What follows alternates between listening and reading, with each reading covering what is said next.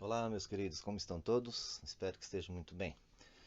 Então, nós vamos começar agora o quarto módulo, né, da, da- da nossa escola de princípios.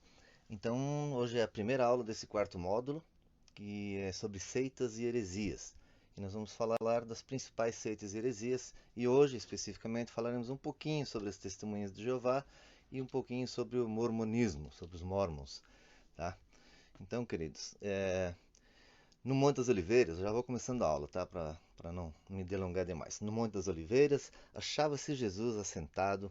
Quando se aproximaram dele, os discípulos, em particular, lhe pediram. Então os discípulos chegaram para Jesus: Senhor, fala para nós quando é que vão acontecer essas coisas do fim do mundo? Quando é que vai ter a consumação dos séculos?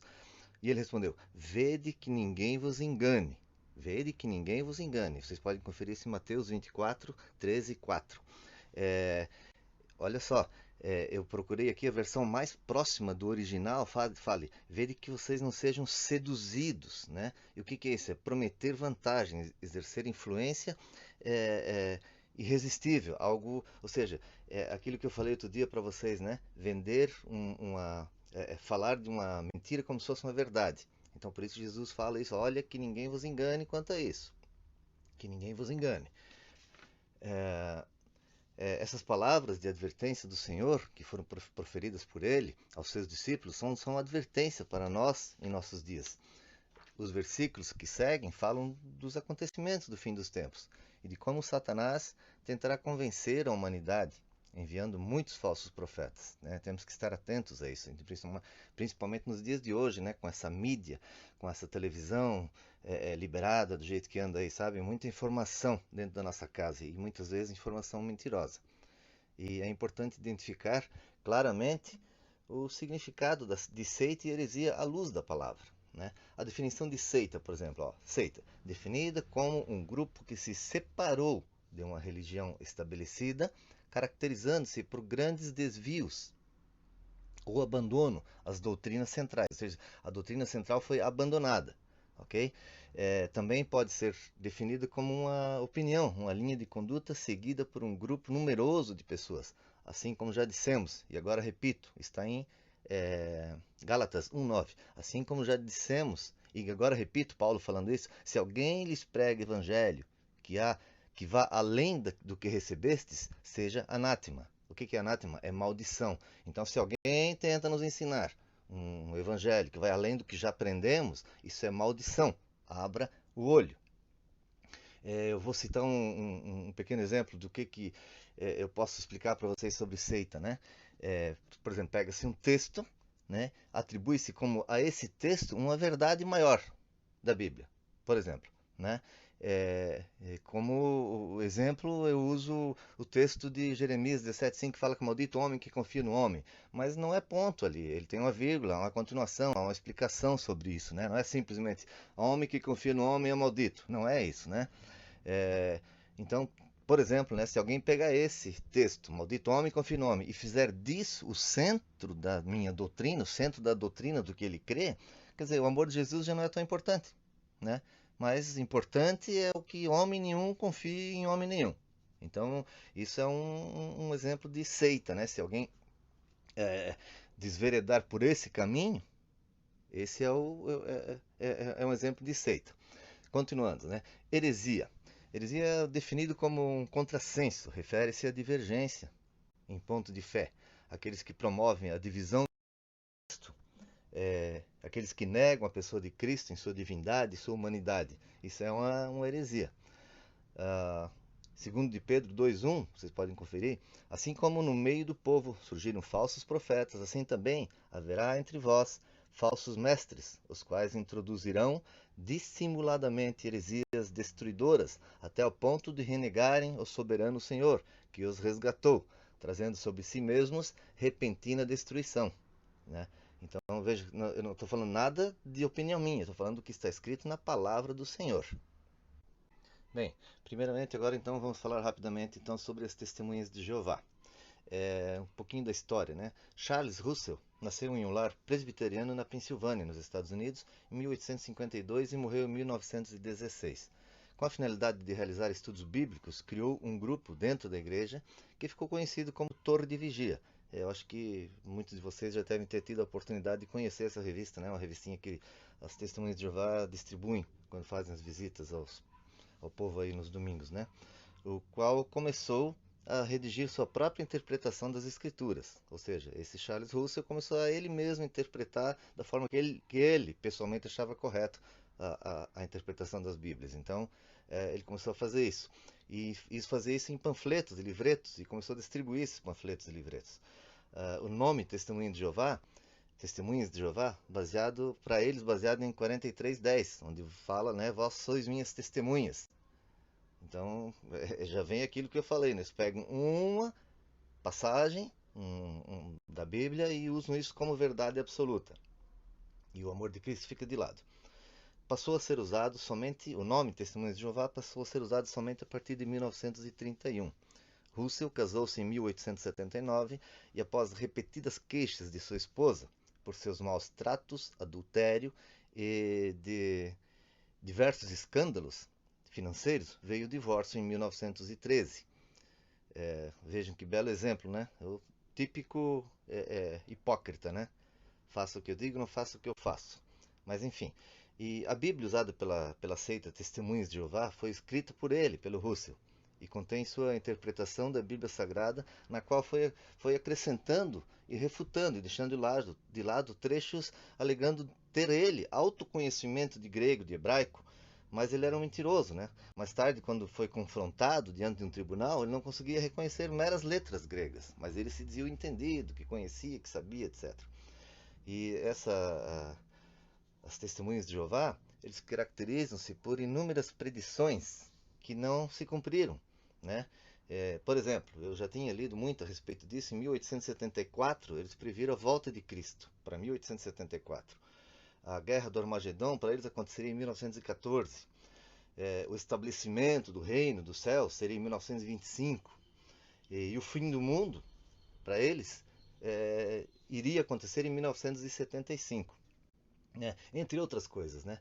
E os seus símbolos e figuras contêm mensagens subliminares e demonstram alguma ligação com a maçonaria, né? Nós vamos em outra aula ver alguma coisa sobre a maçonaria também. Os membros dos Testemunhos de Jeová são instruídos a manter um zelo incomum em tornarem conhecidas as suas doutrinas.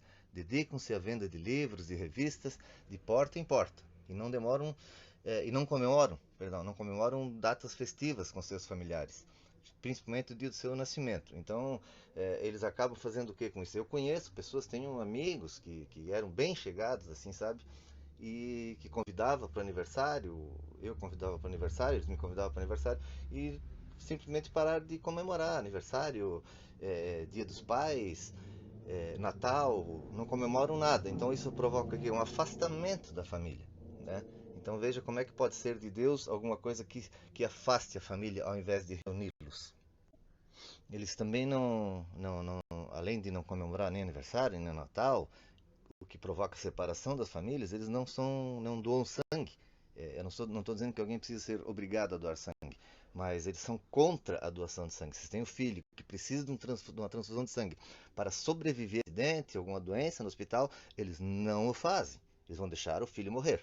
Eu já vi casos desse que foi para a justiça, um juiz que determinou que aquele paciente, aquela criança recebesse sangue no hospital, porque os pais não autorizavam os médicos a procederem a fazer aquela doação de sangue para o filho. Não serve no exército, nem marinha, nem aeronáutica, né? Ou seja, parece que não defendem a pátria. Até estava me lembrando, queridos, eu lembro uma vez um cara me falou, né? Porque na Bíblia não está escrito que Jesus tenha comemorado algum aniversário.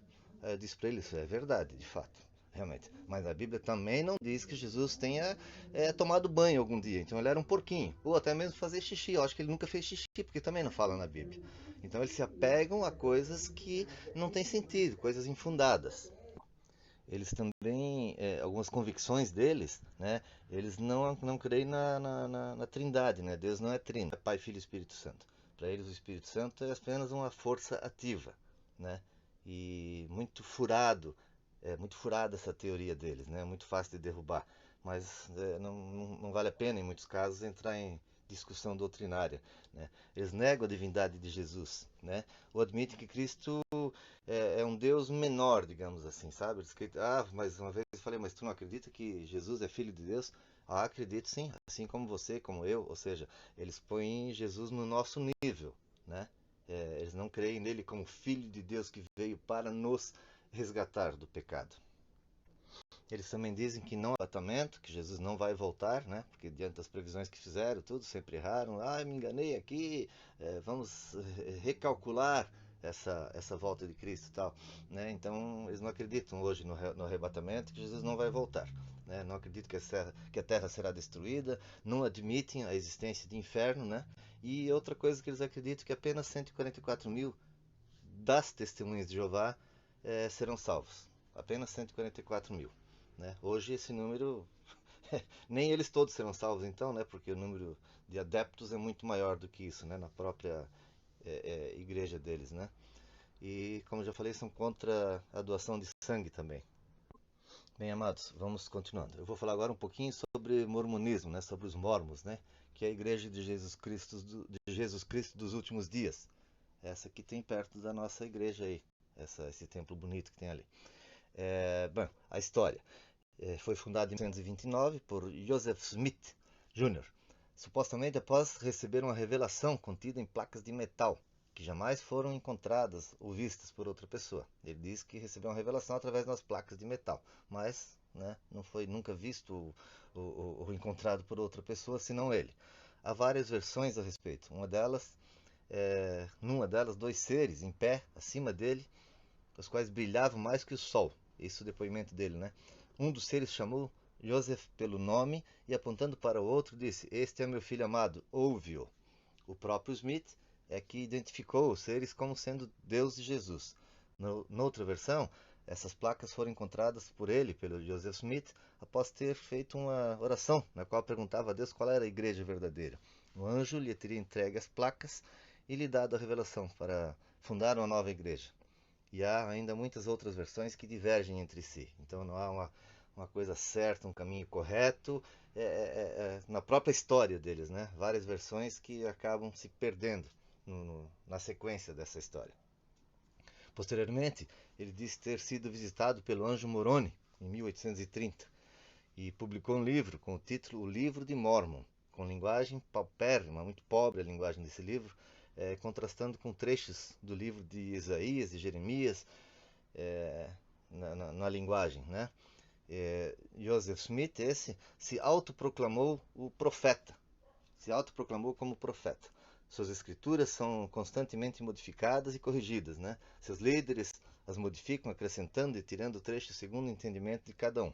A igreja oculta de seus membros, ela esconde dos seus membros propositalmente os registros de seus primeiros livros e documentos mais antigos. Por quê? Porque as pessoas vão começar a verificar que isso está errado, que não tem embasamento histórico, não tem um fundamento. Então eles propositalmente escondem, né,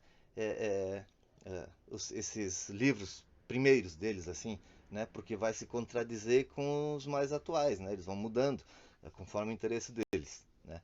E eu conheci alguns amigos, tenho amigos até que são testemunhas de Jeová, e eles, perdão, são mormons, testemunhas de Jeová já foi, são mormons, e eles, a Bíblia está em segundo plano para eles. Primeiro vale esse livro de Mormon aí, que foi escrito pelo Joseph Smith.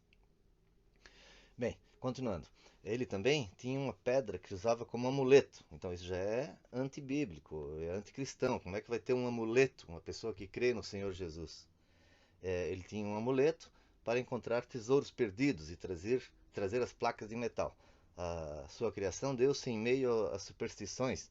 A criação dele, quando criança, deu no meio de superstições, de pessoas que acreditavam em outras coisas, em sobrenatural, etc. Pois a sua mãe era mística e seu pai obcecado por procurar tesouros perdidos. Então vocês vejam que isso tem influência direta, né? Por onde nós somos criados, o meio em que vivemos, o meio em que somos criados, vai criar a nossa crença. Aquilo que nós cremos vai ser transmitido pelos nossos filhos, como nos foi transmitido dos nossos pais.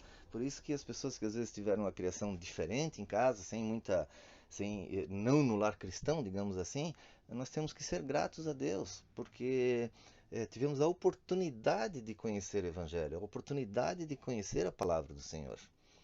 Ok? Então, queridos, continuando, falando ainda sobre os mormons, né?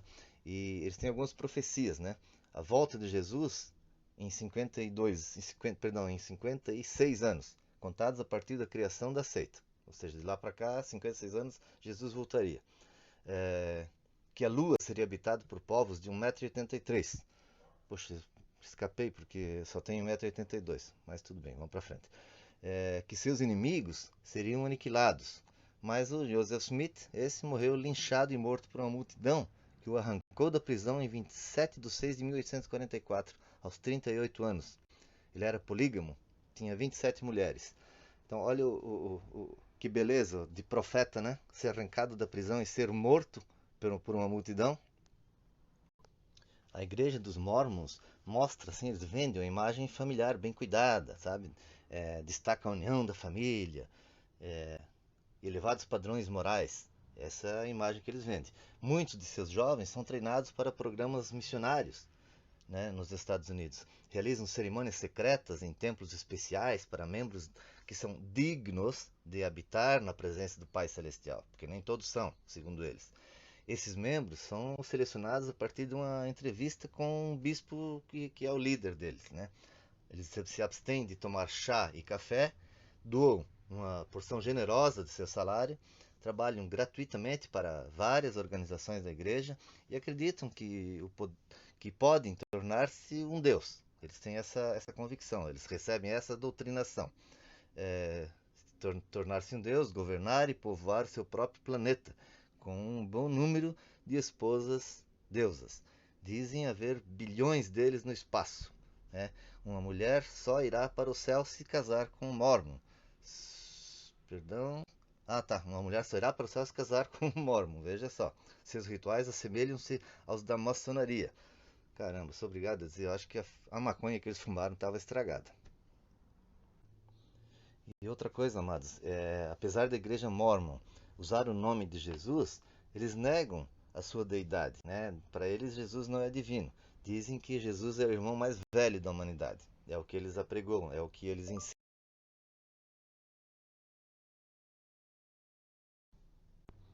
Eles dizem que Jesus teria nascido de um ato sexual entre Deus, com letra minúscula, e Maria. E o próprio Jesus teria tido 3 esposas e vários filhos. Vou falar aqui, queridos, algumas convicções deles, tá? Dos Mormons, né? Eles dizem que o livro de Mormon é correto e a palavra de Deus é corrompida. Dizem que Deus era um homem que evoluiu e continua a evoluir. Então, Deus não é perfeito, né? Ele tem que evoluir, se tornar perfeito. Dizem que Cristo não é Deus.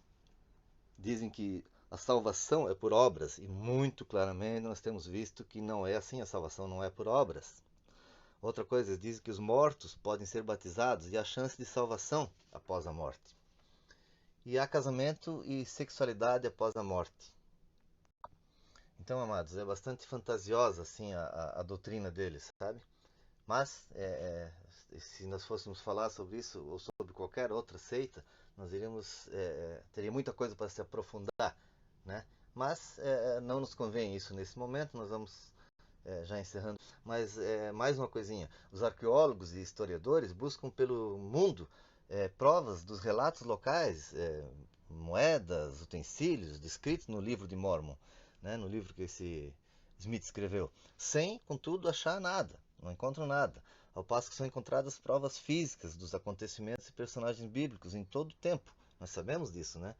Eu tenho um livro que está escrito E a Bíblia Tem Razão. Um livro fantástico que mostra de fato as coisas que foram citadas lá, a Arca de Noé, outras coisas do Antigo Testamento, tudo ali comprovadamente, cientificamente comprovado, né?